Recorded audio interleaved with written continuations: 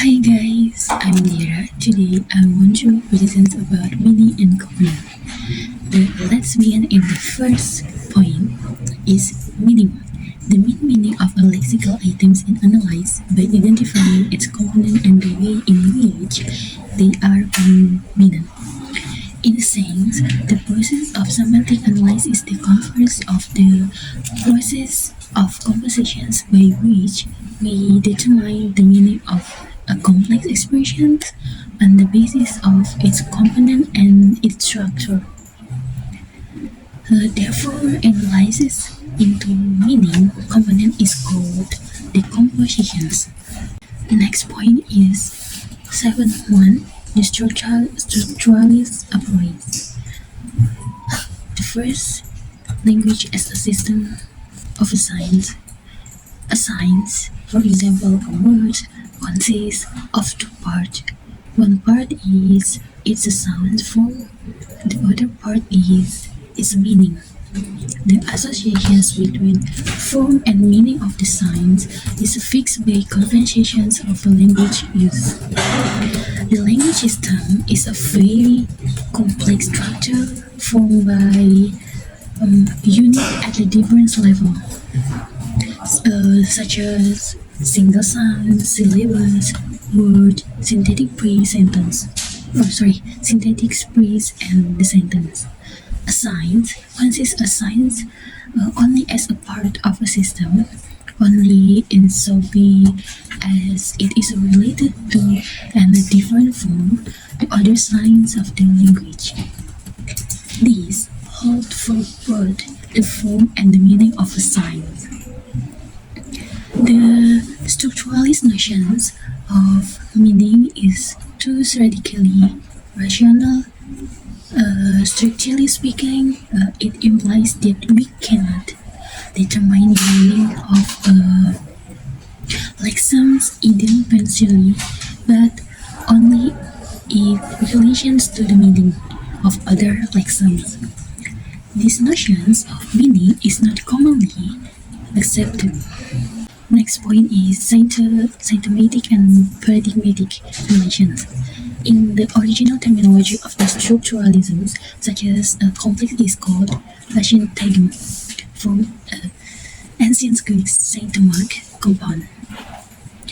The general term for the relations within a syntagm is symptomatic relations.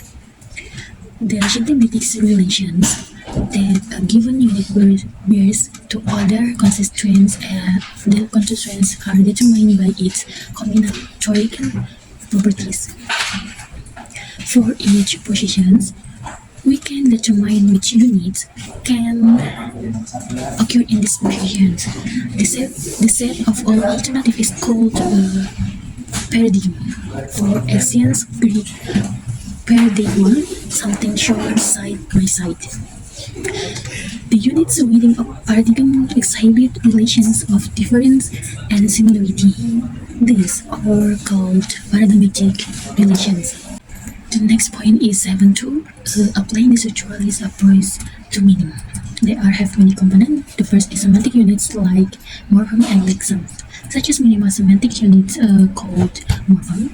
Therefore morphemes consist of what is called a free morphemes. The suffix in a bound morpheme, as it can only occur as a part of a word. A second class of a bound morpheme, the grammatical morpheme, is used to build the different grammatical form of words. Next is paradigmatic and symptomatic semantic relations. Word classes are essentially paradigms, meaning relations such as the oppositions, hyponymy, meronymy, and the more specific relations structuring cortical lexical fields are paradigmatic relations. Symptomatic meaning relations hold between the constituents of the syntagm. They consist of the way in which the meaning of the constituents are combined to yield the meaning of the whole syntagm. The next is semantic feature. Semantic feature have a component. The first is Binary feature analysis or BFA overview. This approach uses the pairs of features like human or animate to describe or differentiate word's meaning. Usage. It's useful for identifying basic relationships between words such as positions or categories. Next is limitations. BFA is less effective for words with complex meanings, particularly verb, which often involve multiple roles and actions. The next point is challenge with verb semantic, verb complexity. Verbs are often more complex than the other part of speech because they can include various arguments and detailed meanings. Example: the verb buy, it involves the action of purchasing participant like buyer, seller, item, or money, and relationship between this participant is who buys what from who with what. Next point is advanced approaches in lexical semantics. Need for more sophisticated method. To overcome BFA's limitations, linguists use more advanced approaches like decompositional semantics and conceptual semantics. The next is decompositional semantics or DOT concepts. This method breaks down the meaning of verbs into more basic elements like cause and become. Foundations. Based on the modern grammar, which aims to apply formal logic to natural language. Advantage: provide a detailed and systematic way to understand how verbs function and what they mean. Next is conceptual semantic or Check-Contoff concept. This approaches meaning as a mental concept and focus on how these concepts are structured and interact. Basic elements use fundamental semantics elements that can combine to inform more complex meaning. Focus emphasize the cognitive process behind understanding meaning, offering a mental perspective on language. Okay guys, the conclusions.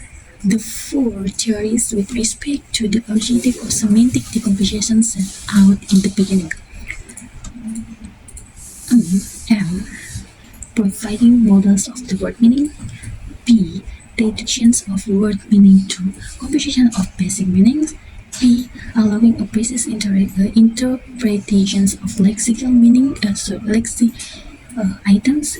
R. Explaining meaning relations. C. Explaining the compositional properties lexical items, and L. Enabling meaning comparisons across language. So guys, that's all for me. I hope this presentation can help you to understand the meaning and component. Thank you.